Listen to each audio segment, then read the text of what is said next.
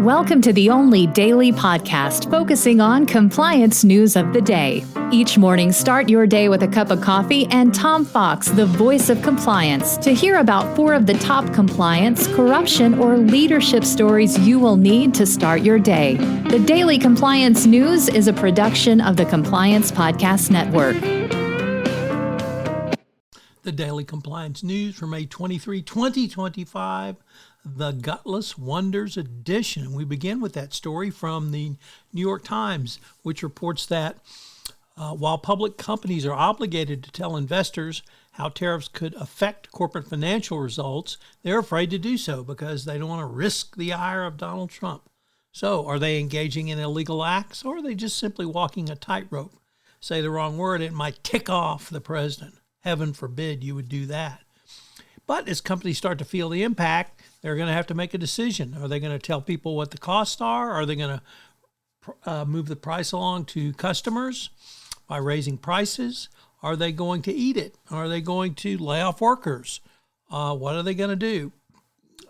President Trump apparently doesn't want anyone to know what the costs of tariffs are. He might not understand that, but it would certainly be consistent with his lack of transparency.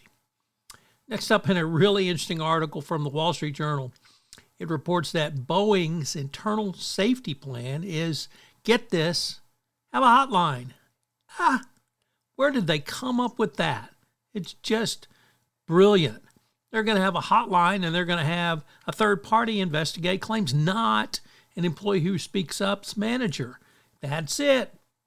Yes, you heard it here first. Cutting edge compliance by Boeing. You wonder why they've been in trouble for so long? Well, I think if millions of dollars later, this is the compliance upgrade they've come up with.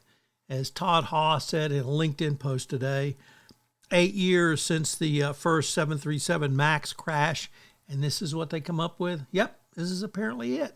They're going to have a hotline where people can report safety problems. Good luck, Boeing. Of course, the DOJ doesn't see any need to prosecute them.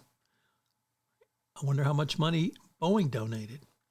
Next up, from the FT, the Financial Times, UK National Crime Agency has obtained freezing orders on 2 London properties owned by the son of an ally of the ousted Bangladeshi leader, Sheikha Hasina, following allegations that her regime embezzled funds. The properties are owned by Ahmed Shayan Fazlur Rahman, the son of Salan F. Rahman, a Bangladeshi businessman who acted as an investment advisor to the former PM. So, more corruption coming out of Bangladesh. And our final story comes to us from Reuters, which reports that EY failed to spot a major fraud by the main shareholders of the UAE hospital operator NMC and what lawyers for the firm's administrator called disgraceful auditing and negligence at best. EY said, it wasn't us, it was the bad fraudsters who hid it from us. We just didn't find it.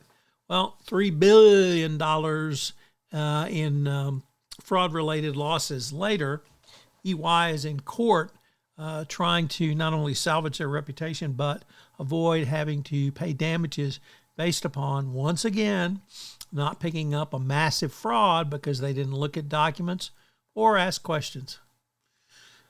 I hope everyone has a safe Memorial Day weekend. The Daily Compliance News is a production of the Compliance Podcast Network and a proud member of C-Suite Radio. Thanks so much for listening. I hope you'll join me again tomorrow.